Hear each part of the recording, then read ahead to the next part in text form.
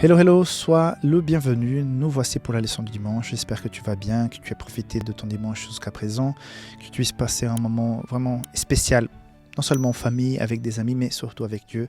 Merci d'avoir choisi de cliquer pour regarder cette vidéo. Ça veut dire que tu veux prendre du temps avec le Seigneur pour réviser un petit peu la leçon de l'école sabbat. Ça, c'est une belle chose. Je t'invite aussi à visiter les sites de Safelis, publicationadventiste.com si tu es en Europe et safelis.com si tu es en dehors de l'Europe pour voir un petit peu nos livres, nos Bibles. Certainement, tu vas trouver quelque chose pour toi-même ou pour offrir à quelqu'un d'autre qui vont te faire plaisir. Beaucoup de livres sur la santé, sur l'éducation pour les enfants, sur la nature, sur l'histoire des personnes célèbres. Voilà, il y a toutes sortes de livres et surtout aussi des bibles thématiques. Donc, tu peux te régaler certainement avec les produits de Safelis. Je t'invite donc à visiter ces sites que j'ai mentionnés. Si tu es prêt, nous commençons donc la leçon du dimanche. Pour cette leçon de dimanche, je t'invite à lire donc Daniel chapitre 12, verset 1 qui dit ceci. En ce temps-là, se lèvera Michaël, le grand chef, le défenseur des enfants de ton peuple, et ce sera une époque de détresse, telle qu'il n'y en a point eu de semblable depuis que les nations existent jusqu'à cette époque. En ce temps-là, ceux de ton peuple qui seront trouvés inscrits dans le livre seront sauvés. Donc, un moment de détresse. Par contre, une promesse tout de suite annoncée, ceux qui seront inscrits dans le livre seront sauvés. Donc, quand on parle de temps de détresse, on fait un parallèle avec l'histoire de Jacob qui a vécu un temps de détresse parce que comme il a trompé son frère, finalement, quand il y a eu ses débuts de retrouvailles, quand il a envoyé sa famille, les cadeaux qui le précédaient, il a vécu un moment d'angoisse. Et pendant cette nuit d'angoisse, il a eu une lutte. Il se battait avec un être, il pensait être un voleur. Quand on lit un peu l'esprit de prophétie par rapport à cette partie-là, c'est très intéressant, c'est très riche la description qu'on retrouve. Mais il pensait au départ que voilà, c'était un voleur, il s'est battu. Et donc il a vécu une nuit d'angoisse jusqu'à qu'il comprend finalement que c'est Jésus lui-même, Dieu lui-même qui est là, c'est un ange au Seigneur. Donc voilà, c'est quelqu'un qui vient d'en haut. Et là, il est touché à la jambe. Et à ce moment-là, on va lui changer son nom. Il ne sera plus appelé Jacob, mais Israël. Et cette nuit de bataille, donc il se battait contre un être inconnu, mais il était en fait en présence de Jésus lui-même. Donc il a vécu une espèce d'angoisse, mais finalement, au petit matin, il a retrouvé le salut. Donc quand on parle de temps d'angoisse de Jacob, de ce temps de détresse, il faut savoir que ça va se passer en deux temps. Donc, il y a un temps de détresse qui est préalable à celle qui sera la puissante, la vraie. Ce temps de détresse préalable, c'est ce qu'on vivra nous tous. Parce que ce moment-là, avant les plaies, où Jésus est en train de finir son jugement, qui va venir donc l'annoncer et appliquer.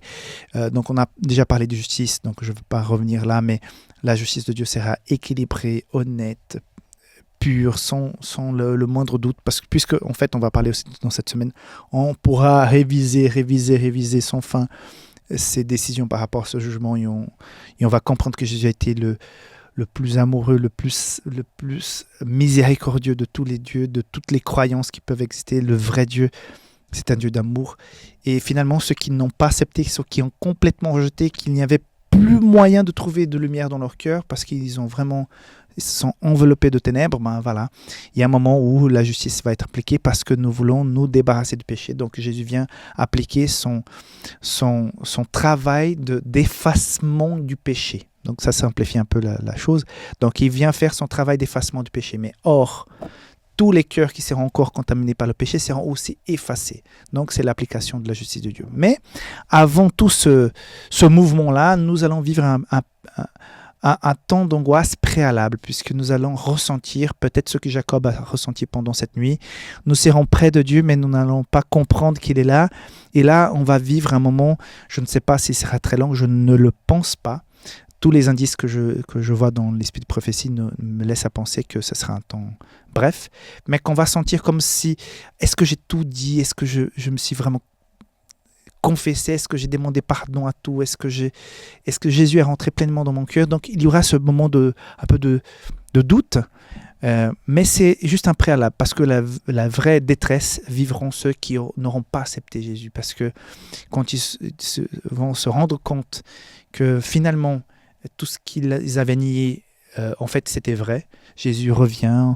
Et donc, ils vont vivre ce moment de vide, de désespoir. Volonté d'être, entre guillemets, peut-être sauvés, mais pas pour les bonnes raisons. Pas parce qu'ils aiment Jésus, pas parce qu'ils acceptent le sacrifice de Jésus, juste pour se débarrasser des conséquences de leur choix. Okay? Donc, voilà, ça sera une souffrance parce qu'il y aura la douleur du vide, mais le vide complet. Moi, j'ai ressenti cette douleur de dire, voilà, j'aurais pu sentir davantage la présence de Dieu, j'aurais pu me rapprocher davantage de Dieu, je sens que j'ai besoin de ça. Mais imagine ça multiplié par centaines de fois et tu ne peux plus joindre parce que tu as déjà tout refoulé, tout rejeté. Jésus a fait tout ce qu'il pouvait pour toi. Il t'a appelé à des milliers de reprises, à des diverses façons différentes. Mais là, c'est tout simplement les conséquences des choix des personnes. Et donc, ils vont ressentir ce vide profond, donc cette angoisse de l'absence du Saint-Esprit, de l'absence de Dieu, où le mal va pouvoir remplir complètement. Quand on ressent de la paix, de la joie dans notre cœur, c'est que il y a la présence de Dieu, il y a le Saint-Esprit, il y a la bonté de Dieu qui est là encore. Il y a des gens méchants que vous rencontrez par-ci, par-là, que vous dites, mais cette personne, son caractère, mais elles ont encore cette présence divine. Il y a encore les anges du Seigneur, il y a encore cette présence de lumière ici sur la terre. Ça fait que parfois des personnes qui sont mauvaises arrivent à faire des bonnes actions parce qu'il y a encore quelque chose là.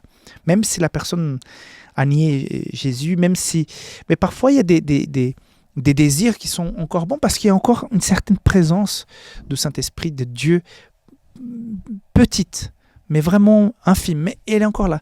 Mais quand le cœur sera complètement vide de la lumière, de la présence de Dieu, il y aura une angoisse parce que c'est vivre sans espoir, c'est vivre, non, mais je serai fini, je vais finir, mon existence va s'arrêter parce que ceux que j'ai condamnés, ceux que j'ai refusés, ceux que j'ai abandonnés, que j'ai jamais voulu me rapprocher, accepter, en fait c'était vrai. Mais là, c'est trop tard.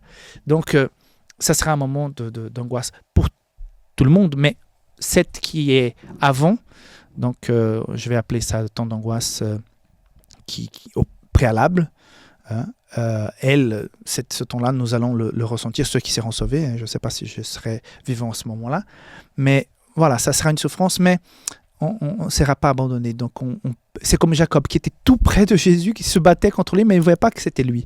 Donc, on va peut-être se battre avec nous-mêmes en disant, mais est-ce que j'ai vraiment tout donné? Est-ce que franchement, j'ai tout accepté de la part de Jésus? Est-ce qu'il a pu prendre possession de tout mon cœur?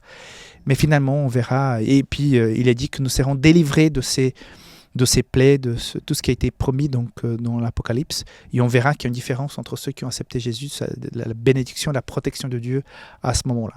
Okay? Donc, il ne faut pas avoir peur ni craindre ce moment. Tout simplement, c'est le résultat des choix que nous faisons aujourd'hui. Donc, l'appel que je te fais aujourd'hui, l'appel que je fais déjà depuis ces dernières semaines, c'est que tu puisses donner complètement ton cœur à Jésus, que tu n'hésites pas, que tu puisses vraiment confesser tes péchés et mettre Dieu à la première place. C'est la meilleure décision qu'on puisse prendre sur cette terre. Dieu te bénisse et on se voit demain. Bye bye.